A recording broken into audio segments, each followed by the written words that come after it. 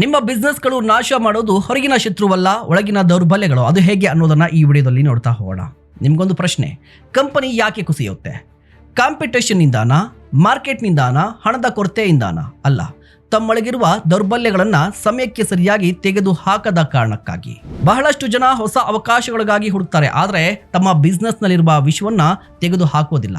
ಅದಕ್ಕಾಗಿಯೇ ಮಾ ಕಾಳಿಯನ್ನ ಕೇವಲ ಉಗ್ರ ರೂಪಿಯಾಗಿ ನೋಡಬೇಡಿ. ಅವರು ನಿರ್ಭಯತೆ, ಕೆಟ್ಟದನ್ನ ನಿರ್ಮೂಲನೆ ಮಾಡುವ ಶಕ್ತಿ, ಅಹಂಕಾರವನ್ನ ಜಯಿಸೋದು, ಬದಲಾವಣೆಗೆ ಧೈರ್ಯ ಮತ್ತು ಆಂತರಿಕ ಶುದ್ಧತೆಯ ಪ್ರತೀಕ.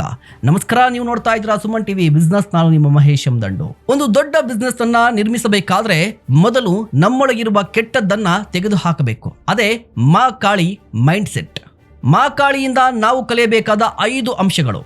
Number 1, kill your ego before it kills your business. ಬಹಳಷ್ಟು ಕಂಪನಿಗಳು ಕಾಂಪಿಟೇಟರ್ಗಳಿಂದ ಕುಸಿಯೋದಿಲ್ಲ, ಅಹಂಕಾರದಿಂದ ಕುಸಿಯುತ್ತೆ.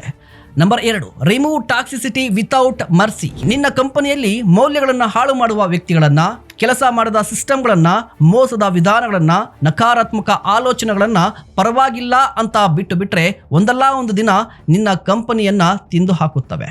Number 3, fear is an illusion. ಭಯ ನಮ್ಮ ಮನಸ್ಸಿನಲ್ಲಿ ಹುಟ್ಟುತ್ತೆ, ಮಾರ್ಕೆಟ್ನಲ್ಲಿ ಅಲ್ಲ.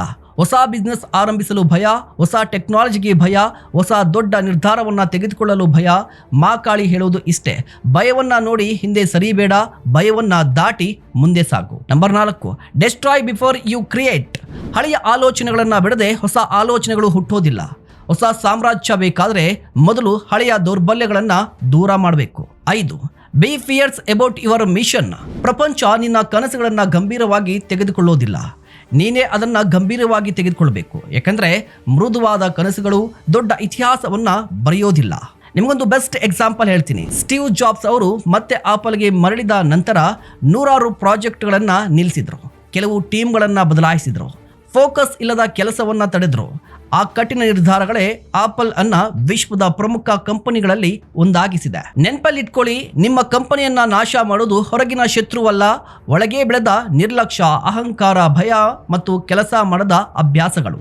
ಮಾ ಕಾಳಿ ನಮಗೆ ಒಂದು ಮಹತ್ವದ ಪಾಠ ಹೇಳುತ್ತೆ. ಅದೇನಂದ್ರೆ, ಹೊಸ ಯಶಸ್ಸನ್ನ ಬಯಸುವ ಮೊದಲು ಹಳೆಯ ದೌರ್ಬಲ್ಯಗಳನ್ನ ತೆಗೆದು ಹಾಕಿ. ಯಾಕಂದ್ರೆ ಕೆಟ್ಟದನ್ನ ತೆಗೆದು ಹಾಕದೆ ಒಳ್ಳೆಯದನ್ನ ನಿರ್ಮಿಸುವುದು ಅಸಾಧ್ಯ. ಆಂತರಿಕ ಶುದ್ಧತೆಯೇ ಬಾಹ್ಯ ಯಶಸ್ಸಿನ ಮೊದಲ ಹೆಜ್ಜೆ. ಇದೇ ಮಾ ಕಾಳಿ ಮೈಂಡ್ ಸೆಟ್. ನೀವೇನು ಹೇಳ್ತೀರಾ? ದಯವಿಟ್ಟು ಕಮೆಂಟ್ ಮಾಡಿ. ಇಂತಹ ಮತ್ತಷ್ಟು ಕಂಟೆಂಟ್ಗಾಗಿ ನೋಡ್ತಾ ಇರಿ ಸುಮನ್ ಟಿವಿ ಬಿಸ್ನೆಸ್.